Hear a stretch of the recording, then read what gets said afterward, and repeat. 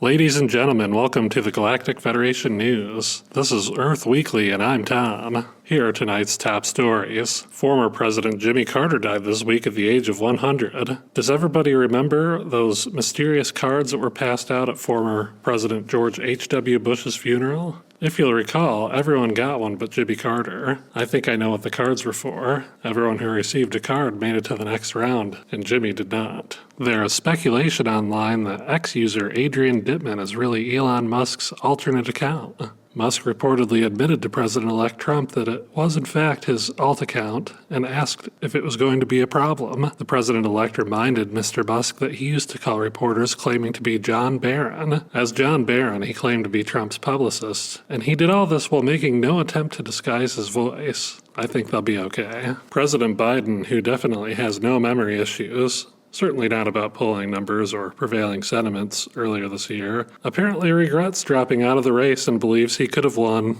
Yikes. In other news, the U.S. Treasury was hacked by China. China has denied any involvement, but they did say, hypothetically speaking, if we did hack the Treasury, we were only doing it to confirm that the check for our interest payment was in the mail. Amazon successfully tested delivery drones in Italy. Wait a minute. I think we just found out what this drone situation in New Jersey is all about. Amazon was just testing out air traffic control for its delivery drones. Wouldn't that be so much better than the government searching for a missing nuke? In a viral video that was reposted by Joe Rogan, a man who identifies himself as John Ferguson, professional drone manufacturer from Wichita, Kansas, says he thinks the unidentified drones in the Northeast are looking for a missing nuke. He then claims that 80 nuclear warheads went missing in the late 80s from the Soviet Union, specifically in Ukraine. He also makes the sensational claim that a friend of his actually touched one of the nukes that was headed into the United States from Europe. His friend tried to warn the U.S. government, but no one would listen. Somehow it ended up in Colorado in late 2019. There were unidentified drone sightings in Colorado and Nebraska in late 2019 and early 2020 that were very similar to the New Jersey sightings now. In addition to the drones themselves having similar characteristics, local government officials in Colorado and Nebraska were in the dark about what was going on just as officials in New Jersey are now, and the federal government was just as tight-lipped on the subject then as they are now. So why this guy? He is a government contractor, but he says nuclear wrong. He pronounces it nuclear. It's supposed to be nuclear. Now, don't get me wrong. There are lots of lovely people out there that pronounce it nuclear, but they're not trying to tell us they have inside knowledge about missing nuclear warheads and that one might be on the loose in the tri-state area. Before we dismiss Mr. Nuclear, we should consider the topic of predictive programming. Predictive programming is the idea that Hollywood produces movies and TV shows that predict future events. The Simpsons has predicted many future events, such as a Trump presidency.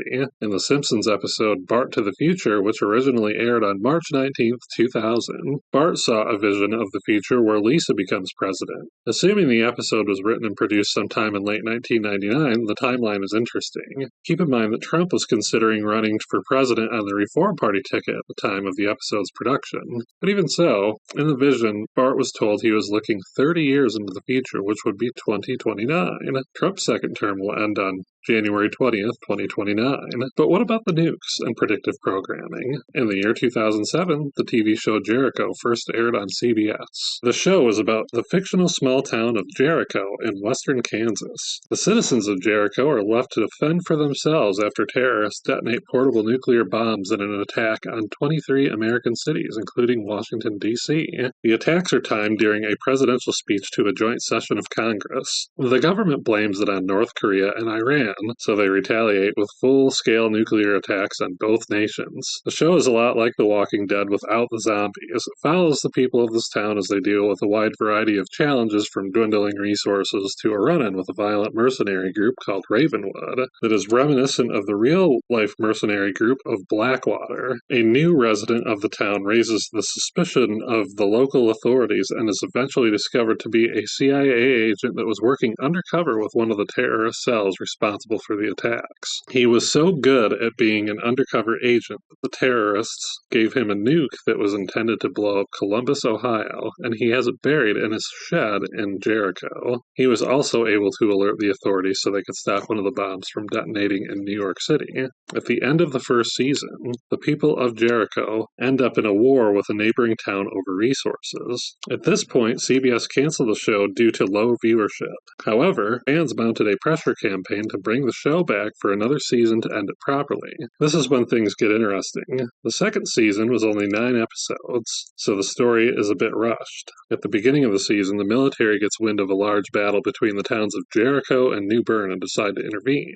But it isn't the United States of America, it's the Allied States of America, or the ASA. It turns out the ASA is a militaristic fascist state that uses a private company, Jennings and Rall, to run the bureaucracy and a private mercenary group, Ravenwood, to enforce the rules. And the president of the ASA is a former U.S. senator that just so happened to be away from town during the president's speech to Congress when the bombs went off. Oh, and the nuke that our CIA agent in Jericho has? It is identified as one of the missing nukes from the former Soviet Union. Not a North Korean or Iranian nuke, but missing due to a similar scenario laid out by Mr. Nuclear. So what do you think?